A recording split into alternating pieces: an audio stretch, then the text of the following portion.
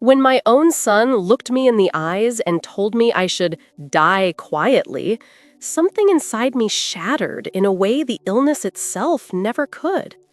It felt like he'd ripped my story straight out of my chest with a cold hand. In that moment, it wasn't just death hovering over me, it was abandonment. The cruelest kind. The abandonment of a child I had poured my entire life into. I was still holding the diagnosis paper, crumpled between my trembling fingers, when he repeated, without looking away, "Don't complicate our lives. Just go." As if I were a burden. As if I were disposable. The world outside the car window looked distant, blurred, like everything had suddenly shrunk. His silence was louder than any scream, and for the first time in my life, I felt my whole body shrinking to fit into a place where I was no longer wanted. When we got home, even the walls felt different, cold, embarrassed, as if the house had heard everything and didn't know what to do with a truth that harsh. But there's a kind of strength that only wakes up when someone tries to erase you.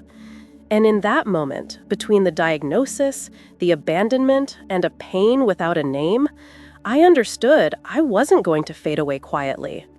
If they tried to silence me while I was alive, my voice would find another way to come back. Stay with me, subscribe to the channel, and hit the like button, because what he wanted to die quietly is still going to scream. Before everything fell apart, my life had a peaceful rhythm I had built myself through years of effort and quiet. I'd wake up early, let the kettle sing on its own in the kitchen, and open the curtains so the morning light could slip in slowly, as if it were being careful with me. My house was my harbor. Photographs of my husband smiling, the armchair where I used to read, the plants I talked to in a soft voice. Every corner held a memory. Every object had a soul. After I became a widow, I learned how to live with loneliness without letting it swallow me whole. I kept my routines, my small rituals, my calm steps through the living room. I still believed there was room for me in my children's lives. I believed that the love I'd given for decades still lived inside them. Richard, my youngest son, lived nearby. He'd always been disciplined, efficient, admired by everyone. When his father died, he promised he would take care of me. I clung to that promise like someone holding on to a piece of wood in the middle of a stormy sea. For a while, he kept his word. He took me to the doctor, changed the light bulbs, asked if I needed anything. I saw that as love. Today, I see control. Marina, my daughter, lived in Portland. She worked too much, pushed herself too hard, and called me on Sundays with a beautiful mix of exhaustion and affection. I always said I was fine, so she wouldn't worry. Maybe I should have said more. The changes began like tiny cracks. Richard would talk to me in a rush, move my things around without asking, get rid of objects that held stories and call them junk. I tried not to see it, tried to justify it, but the discomfort kept growing, slow and steady. And what I didn't know yet was that this was only the beginning of the erasure he was planning. The morning of the diagnosis felt far too ordinary to be carrying a sentence. But life works that way. It warns without warning. The doctor's office smelled of alcohol and freshly printed paper, and her words came slowly, as if she were trying to hand me a truth without tearing me open. "We'll monitor everything carefully, Yvonne. There is treatment, but you're going to need support." I walked out holding that sheet of paper, but my heart felt loose inside my chest, beating sideways. Richard drove in silence, his grip on the wheel too tight, his eyes fixed on the road as if my illness were an inconvenience in his schedule.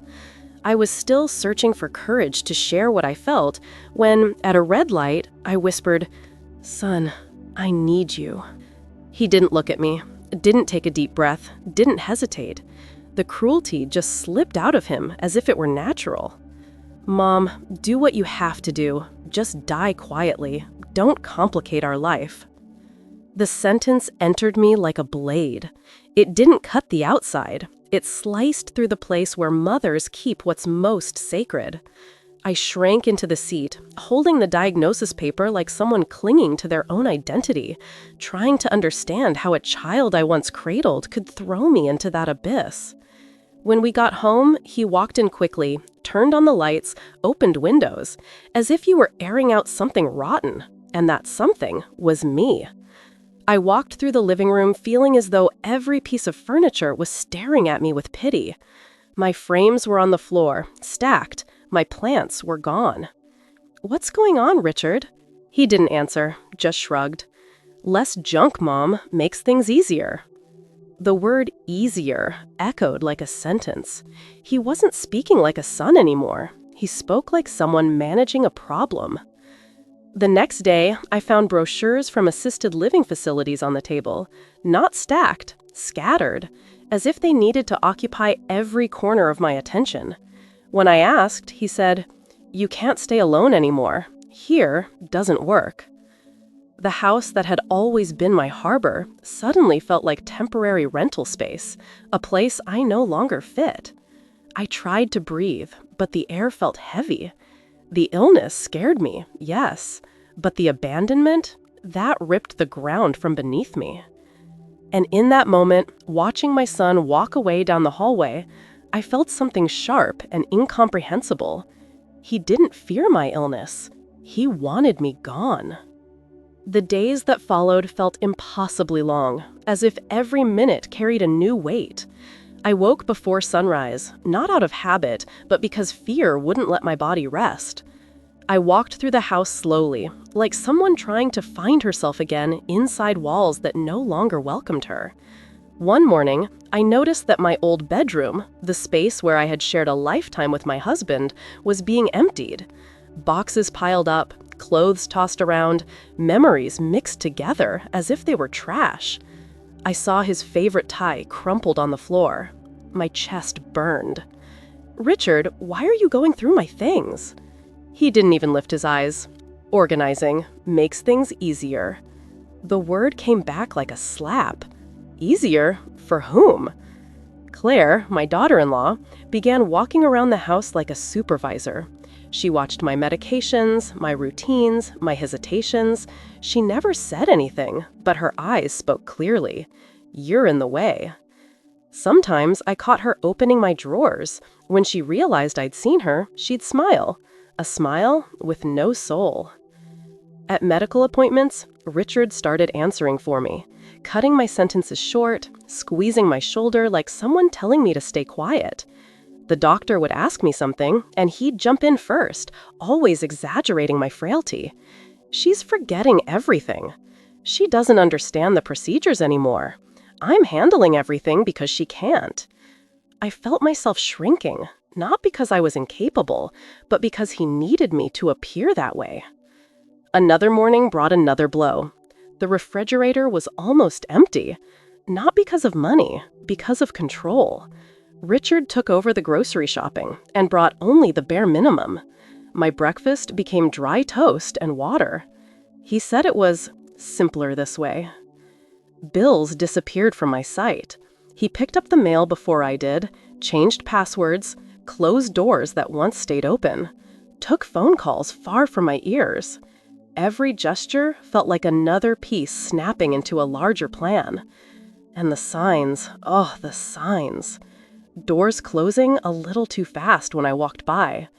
Whispers down the hallway. The office light on in the middle of the night.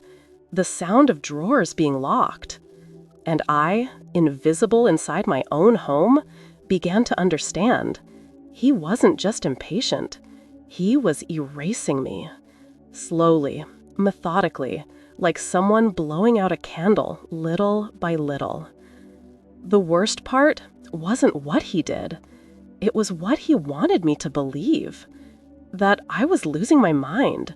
That I should trust him. That I needed to stay small. But inside me, something resisted, something he hadn't been able to take. And those signs, those tiny warnings he thought I wouldn't notice, became the spark of my courage. The first crack in Richard's plan showed up on an afternoon that was far too quiet. I was folding laundry when I realized my bank card wasn't in my wallet. The realization hit me like a signal, not a lapse of memory. I asked, trying to keep my voice steady, "Richard, have you seen my card?" His response came too fast. "I put it aside to make your payments easier." Easier. Always that word, now poisoned. When he left for work, I began looking around the house with different eyes, the eyes of someone who needs to survive. I walked slowly down the hallway, trying to remember where he kept everything. The office door was only slightly ajar. I pushed it open with my fingertips. The room felt like it still held his rush. Papers misaligned, a laptop still warm, the smell of old coffee. That's where I found the first proof. A blue folder that had fallen behind the desk. Inside, power of attorney forms, medical authorization requests, evaluations I had never signed, all in my name. The dates didn't match, the signature shook in lines that weren't mine. My stomach flipped. Richard was building my incapacity. That night, I waited until the house slept. I walked barefoot back into the office and opened the bottom drawer, the one he always shut quickly whenever I was nearby. What I found almost ripped the air from my lungs, a handwritten list with dates and short notes. Display fragility, control appointments, isolate, force signature, cognitive decline. My name was at the top, underlined. A tear fell onto the paper, not out of sadness, out of clarity. He wasn't reacting to my illness. He had been waiting for it, or rather, shaping the version of it that would benefit him. I kept searching. At the back of the drawer, I found letters addressed to me that had been opened, and letters I had written to Marina that never arrived. My words asking for help, for company, for a visit, all intercepted. I also found bank statements showing transactions I hadn't made. Money being transferred to an account under Claire's name. Small amounts at first, bigger over time. I sat on the floor of that office, surrounded by evidence of my own erasure. But along with the fear, something else grew inside me. A thin thread of courage, like an ember that never truly died. In that moment, in the stillness of the night, I understood that I needed to act before my voice disappeared completely. And I realized something else. I wasn't confused. I was being silenced.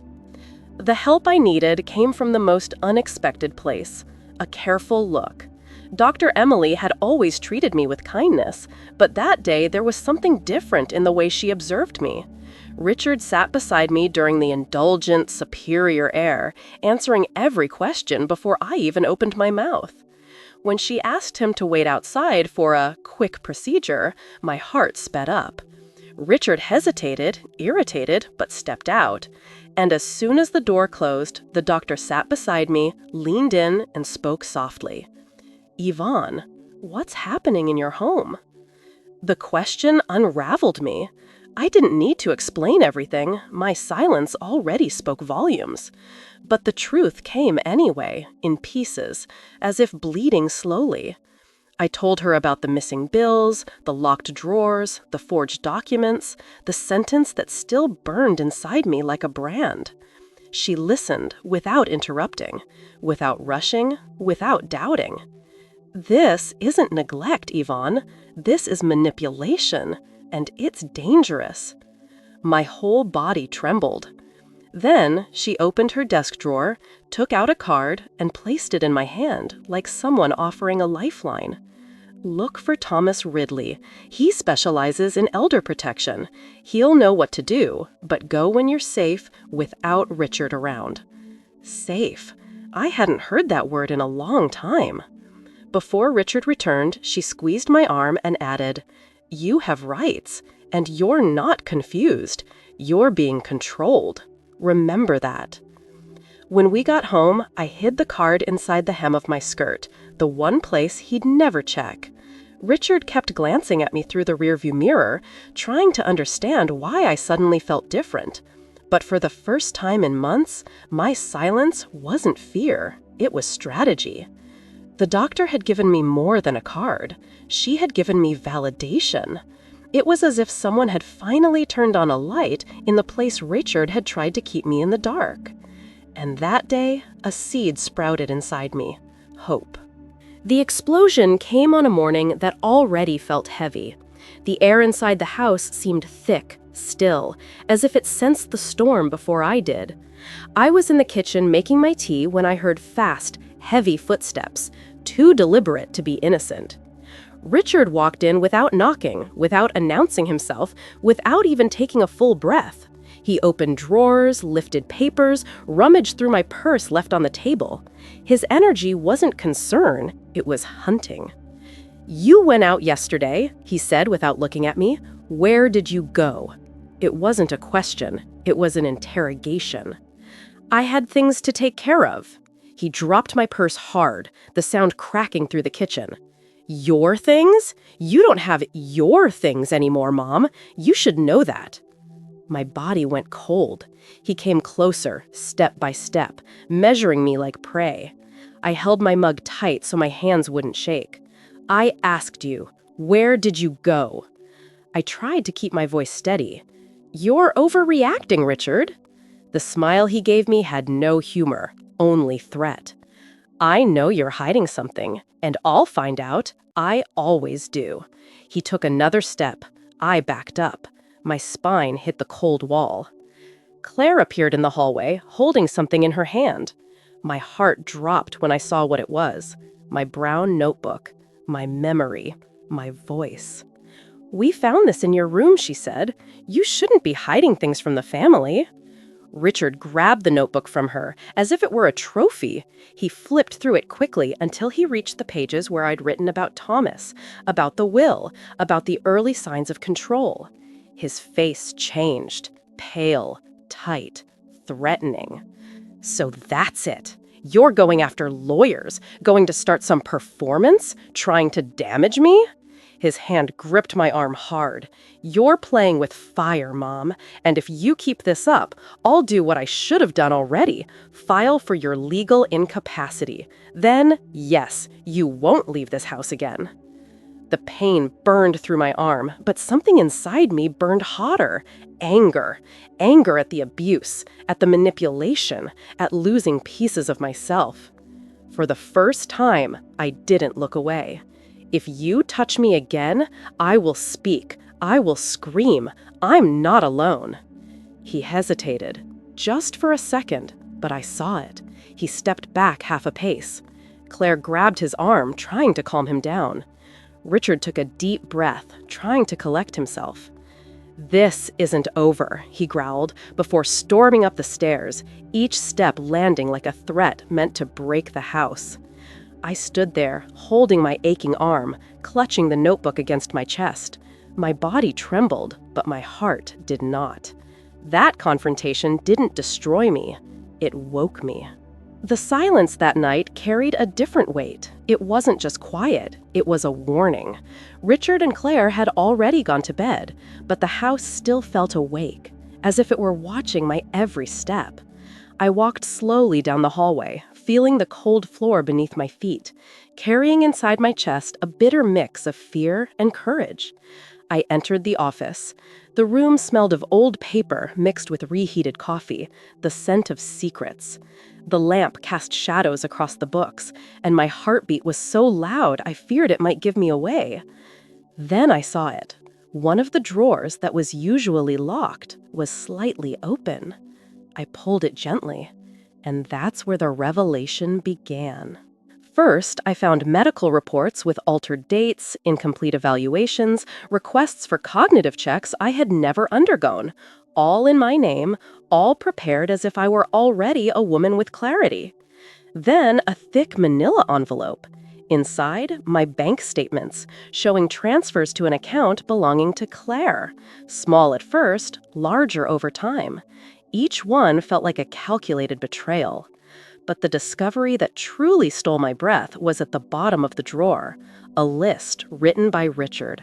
A detailed, cruel, methodical list. A step-by-step plan to dismantle my autonomy. Control appointments? limit access to food, gradual isolation, encourage forgetfulness, request incapacity. There it was. I was being dismantled, piece by piece. And then something even more devastating, a small wooden box. Inside it were letters I had written to Marina, all opened, none sent. Letters where I told her I missed her, that I was lonely, that I needed her. Richard intercepted every single one. For a moment, the room spun. I sat on the floor, my brown notebook on my lap, surrounded by proof of my own forced silence. But life has its ironies. At the back of that same drawer, Richard had overlooked something critical, a note I had written years earlier about the attorney I consulted when I became a widow, Thomas Ridley. I had forgotten it was there, but the older version of me, more aware, less wounded, had left a trail, and that trail was now my lifeline. As I tucked the papers into the hem of my nightgown so no one would notice, I heard footsteps in the hallway. Claire. I froze, holding my breath. The line of light near the door showed where her feet were. She stood there for a moment, listening, sniffing out suspicion. Only when she walked away did my legs unlock. I returned to my room slowly, knowing I carried inside that thin fabric not just documents, but proof that my voice had never been gone, only muffled. In that instant, something grew warm and solid inside me. It wasn't courage, it was survival. And from that night on, I stopped being the silent target. I became the witness of my own rebirth. The dawn that followed those discoveries felt endless. I sat on the bedroom floor with the documents hidden in the hem of my nightgown and the brown notebook beside me. The silence wasn't empty. It was dense, pulsing, too full to contain. Every paper I held carried a piece of the story Richard had tried to destroy. When the sun began to rise, the house was quiet. A quiet that, for months, had been a prison. But that morning, it felt like space. Space to see, to breathe, to plan. I walked through the living room observing everything with new eyes. Eyes that, for the first time, weren't just feeling. They were understanding. The half-empty fridge wasn't neglect. It was strategy. The phone left off the hook every night wasn't habit. It was surveillance. Locked doors, changed passwords, unsent messages, everything followed a pattern. I wasn't forgetting. I was being erased. Back in my room, I opened the brown notebook again. My memories were written there in my own hand, some shaky, some firm, but all of them true. My living voice, my undeniable clarity. Dates, situations, phrases, behavior changes, missing money, gestures that cut me deeply. Every page was a witness. And then I found something even I had forgotten. A note from years earlier, written right after my husband died. I had met with an attorney back then, afraid I might lose the house to emotional pressure Richard was already beginning to apply. Thomas Ridley. My heart raced. I had a will. I had legal protection. And more importantly, I had entrusted everything to someone who didn't depend on Richard, didn't fear him, and didn't need his approval. I opened my husband's old sewing box, something no one else in the house ever touched. Inside, beneath faded buttons and threads that no longer held, I found a sealed envelope, a copy of the will, with my firm signature and Thomas's handwriting verifying its authenticity. My eyes filled with tears, not of sadness, but of recognition. The woman I once was, even wounded by grief, had been wise. She had prepared. She had protected the future me. It was as if that former version of myself reached out a hand and whispered, "I knew you'd need this." That was when fear began to lose ground to something else, strategy. I spent the rest of the morning gathering everything: the forged documents, the altered bank statements, the suspicious forms, the cruel list Richard wrote, my intercepted letters, And above all, my brown notebook, my living emotional evidence. I placed everything inside a folder that didn't just hold papers. It held my voice, my story, my truth. And that morning, with sunlight warming the window, I made myself a promise. He will not erase me. Not anymore. Not ever. It was time to turn everything I'd uncovered into real protection, and I knew exactly who could help me do that. I left the house that morning with my heart pounding in the rhythm of someone about to cross a bridge without knowing whether it would hold their weight. Richard had just headed to work, slamming the door with the force of someone trying to assert dominance, and I waited a full 3 minutes before taking the folder hidden inside the false drawer of the sewing machine. The cold morning air woke me up, sharpened me. I walked to the bus stop holding my coat tight, as if protecting an entire life inside it. And I was. Every document, every line in my brown notebook, every piece of evidence of my forced silence was there, close to my chest. When I arrived at Thomas Ridley's office, my legs were shaking, not from weakness, but from anticipation. The receptionist recognized me before I even said my name. Her eyes softened instantly, like she understood, even without explanation. "Come in, Mrs. Callahan. He'll see you right away." Thomas approached with steady steps. He had aged since I last saw him, but his eyes, those eyes were still sharp, clear, capable of seeing beyond what I said out loud. "Yvonne, what happened?" I opened the folder on his desk. I didn't speak much. I didn't need to. As he went through the documents, his expression changed. Surprise, outrage, a deep kind of sorrow reserved for those who know what real injustice looks like. When he finished, he closed the folder slowly. "You did everything right." I released a breath I didn't realize I'd been holding. "Yvonne, this is a dossier, a complete dossier.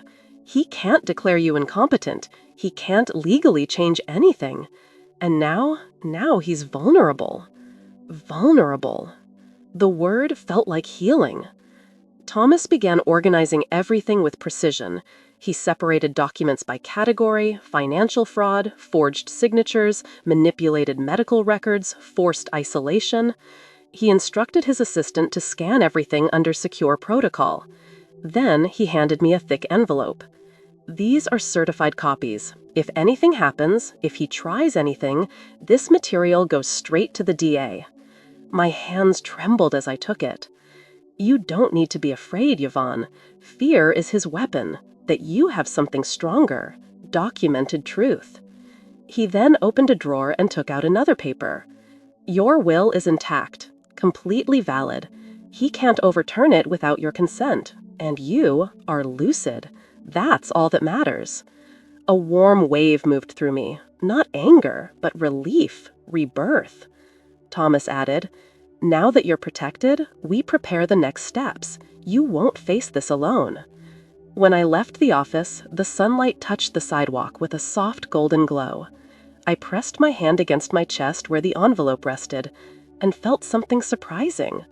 For the first time in a very long time, I wasn't a woman on the verge of being erased. I was a woman defending herself, a woman returning. And Richard had no idea what was coming. The second confrontation didn't arrive gradually. It crashed over me like a door slamming in a storm. It happened on a gray afternoon when the house felt heavy, as if it sensed the rupture before I did. The moment I opened the front door, Richard was there, standing in the middle of the living room, my belongings spread across the table like pieces of a crime he was trying to fabricate. My purse open, my scarf tossed aside, my brown notebook exposed. My heart tried to leap out of my throat. "What are you looking for?" I asked, trying to steady my voice. He lifted the notebook. "This. You shouldn't be hiding things from me." There was poison in his tone, but he didn't yell. He didn't have to. His calm was worse. "You went out today. Where?" I took a breath. "Richard, I have the right to." Right? He let out a cold, humorless laugh. You're not in any condition to make decisions, Mom. I'm trying to keep you from hurting yourself. That distorted version of care made my stomach turn. He flipped through the notebook violently, as if tearing truth from it by force. Writing about me? About lawyers? About wills? You trying to screw me over? Claire came down the stairs just then, her eyes tight and sharp. Richard, don't let her twist this against you.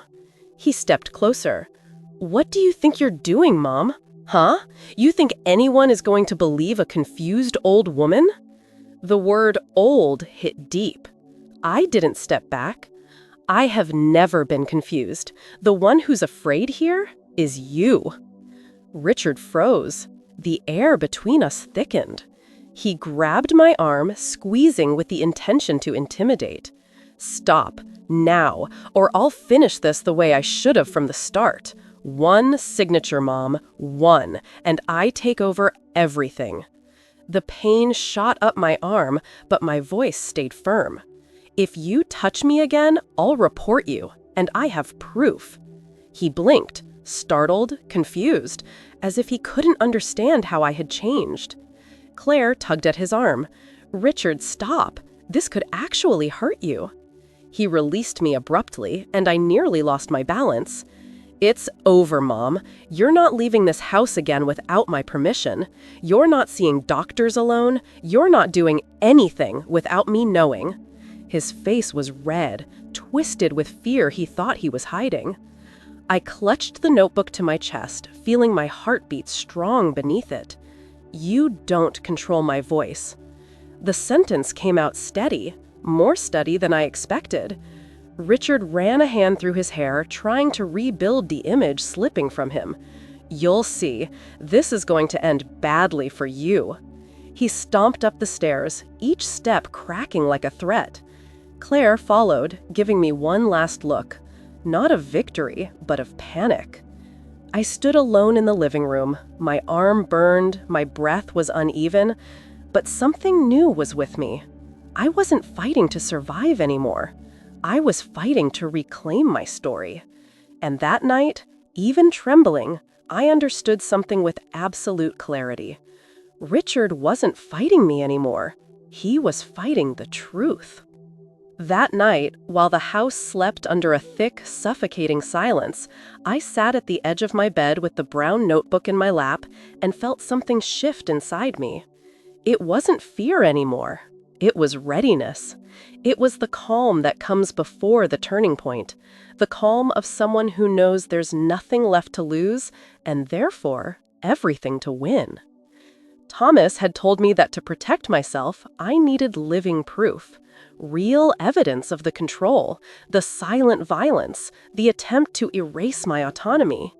And there in the dark, with steady breath and steady hands, I began my counterattack. The first thing I did was hide a small recorder inside an old metal cookie tin, the kind people use to store sewing supplies and memories. I turned it on before sunrise. Every phrase Richard threw at me carelessly, every veiled insult, every cutting remark meant to shrink me, all of it began to be captured. I didn't argue, I observed, I recorded, I built my protection. Then I organized the folder with the forged documents. Inside were altered signatures, manipulated reports, bank transfers to Claire, and even the cruel list Richard had written outlining exactly how to manufacture my decline. I divided everything into 2 envelopes, one for Thomas, one for Marina, though hers would only be delivered when the time was right. The riskiest part came during my appointment with Dr. Emily. As Thomas instructed, I insisted on being seen alone. Richard erupted in the waiting room, loud and furious, demanding to be included. But the doctor stood firm. Today's evaluation is individual. Please wait outside. The door closed and relief washed over me so quickly I nearly cried. Emily documented everything, every sentence I said, every sign of clarity, every detail that proved my thought process was intact. She wrote in my record that I was oriented, coherent, fully aware, that I understood, reasoned, responded, that there was no cognitive decline whatsoever.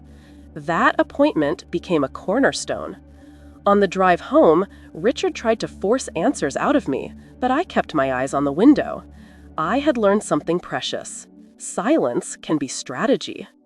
That night, once he fell asleep, I completed the final step.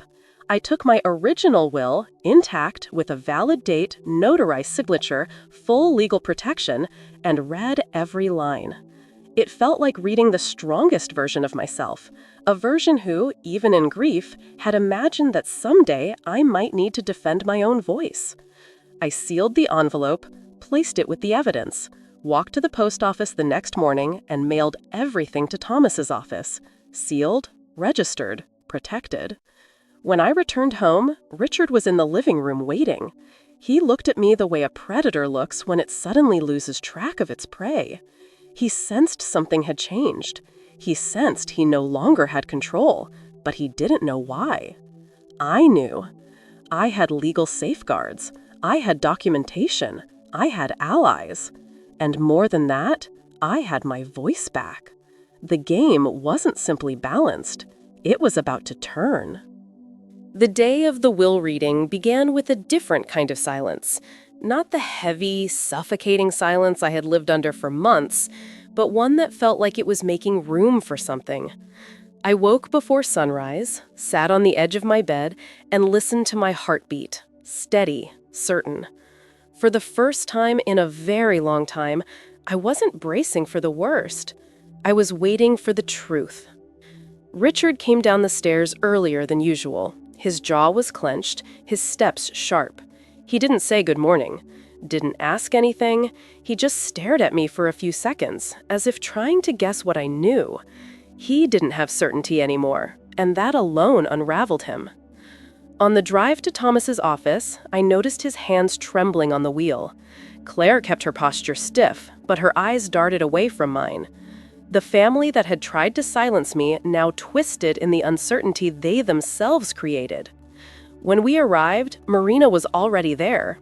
She stood the moment she saw me and hugged me with the kind of embrace that holds something fragile and precious at the same time. I felt her heartbeat, quick and worried. She already knew part of the truth and feared what was left to come. Thomas entered with the folder in his hands. His eyes met mine first, before anyone else's. Let's begin. Richard let out an impatient sigh. Please, let's get this over with. His words were cut short by the silence that filled the room as Thomas opened the larger envelope and began reading. Item 1. The Pinewood Street house will be transferred entirely to the daughter of Mrs. Callahan, Marina Sullivan.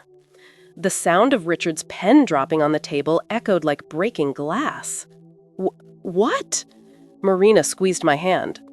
Item 2. All savings, investments, and personal assets also fall under Marina's responsibility and ownership. Richard stood so fast the chair screeched. This is a joke. She doesn't even live here. She didn't take care of anything. Thomas didn't raise his voice. Please sit. He didn't. What do I get? Thomas picked up a smaller envelope. There is something for you.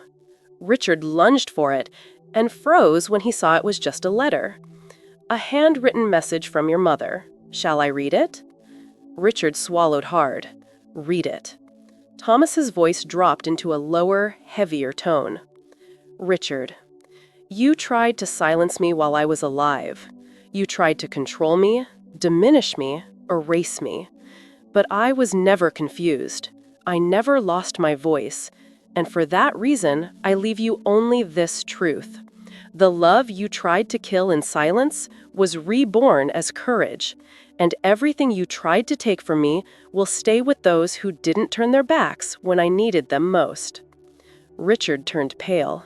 Claire covered her mouth. But that wasn't the end. Not even close. Thomas opened the blue folder. And now, the evidence Mrs. Callahan provided.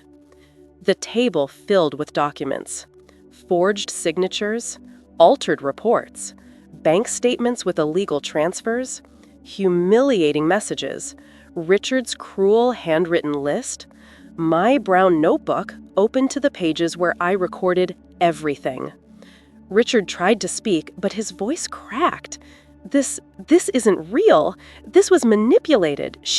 It has been authenticated, Thomas interrupted, and the recordings confirm each behavior, including your threats. My breathing stayed calm, painfully calm. Richard's mask didn't break in pieces. It fell all at once, as if it had never been attached properly. He stumbled backward until he hit the wall. You destroyed me. I didn't look away. No, Richard. You destroyed yourself. I just stopped being silenced. The room felt like it was listening to my voice, the same voice he tried to bury. Marina cried quietly. Claire trembled. Thomas concluded the report. Richard said nothing more. He couldn't. Everything he hid was out in the open, in front of everyone, in front of the law, in front of his own conscience, if he still had one. And in that moment, in the exact second he realized his narrative had collapsed, I felt something I hadn't felt in years. I existed again. I was alive again. And my voice, the one he tried so hard to silence, was louder than ever. When we walked out of the office that late afternoon, the air felt lighter, as if even the city understood that something inside me had finally settled. Marina walked beside me in silence, but it was a silence of presence, not abandonment. Every so often she squeezed my hand, as if saying without words, "I'm here now, Mom, truly here." I didn't look back. I knew Richard was still inside, sitting in front of the ruins of his own making, staring at the evidence he had planted himself. It wasn't triumph. It was consequence. And consequences don't belong to us to carry. They belong to the ones who built them. 2 days later, Thomas called me. The district attorney had opened a formal investigation for document forgery, attempted financial fraud against an older adult, medical record manipulation, and psychological abuse. My chest didn't fill with joy. It filled with justice, the kind of justice that doesn't restore what was lost, but prevents more from being taken. Richard lost his job. The company didn't want to keep someone tied to such serious accusations. Claire packed her bags a few weeks later, leaving behind a loyalty that had only existed while there was something to gain. Their house was temporarily frozen during the investigation. The community that once admired Richard now whispered his name in shock, and a hint of pity. I felt no pleasure. I felt grief. Grief for a son I had lost long before the police ever knocked on his door. Grief for the mother I had been forced to become. Quiet, resilient, resistant. But I also felt something new, space. A space inside me that had never existed while I was trying to survive the manipulation, the small humiliations, the cutting phrases. Marina helped me reorganize the house, not as the new owner, but as a daughter. She told me I could stay there as long as I wished, that the home was still mine. When we hung back the pictures Richard had taken down, I felt as if I were putting pieces of myself back where they belonged. I started cooking again, talking to the neighbors, opening the windows without fear of who might be listening, existing, not as a shadow, but as a whole woman. Elder Care Foundation invited me to visit after the donation. I walked through those hallways and saw other women my age, some with eyes that mirrored the ones I once had. Tired, dimmed, quieted. When I told them, in a few words, that the project bore my husband's name and that I supported it so others wouldn't go through what I did, several of them held my hand. One of them said, "Thank you for remembering us." And there, for the first time in a long while, I felt that my suffering had turned into something bigger than pain. It had become legacy. Months later, on a soft spring morning, I walked to the cemetery with a white flower between my fingers. The cool breeze touched my face with a gentleness life didn't always offer me. I sat on the bench beside my husband's headstone and let the sunlight rest on me, unhurried. "We did it," I whispered. My voice came back. I closed my eyes for a moment. Life felt different now, Slower, safer, more mine. Marina visited every weekend. The house that once echoed with silent pain now carried the scent of fresh coffee and the timid laughter of people learning how to exist again. Little by little, I was rediscovering the woman I had been and the woman I had become. Richard, he followed a path I'm no longer part of. The town whispers his name, not out of curiosity, but in shock. He avoids my eyes on the rare occasions we cross paths, not because I destroyed him, but because he finally had to face himself. I hold no resentment. Resentment is too small a prison for someone who has reclaimed her freedom. When I placed the flower on the grave, my heart felt warm with something that wasn't sadness. It was completion. My will had spoken for me. It had shouted what they tried to silence. And it made sure the one thing I always wanted to protect would remain untouched: my dignity. On my way back home, a woman from elder care recognized me. She touched my hand and said, "Your story gave me strength." We smiled. Two women who had survived silence. And now, speaking to you, the one listening, I leave you with this truth. You are not alone. If someone has tried to silence you, know that your voice is still alive, and it deserves to be heard. If this story reached you, tell me in the comments where you're watching from. And please, like the video, subscribe to the channel, and share it. You might be the voice another woman needs today.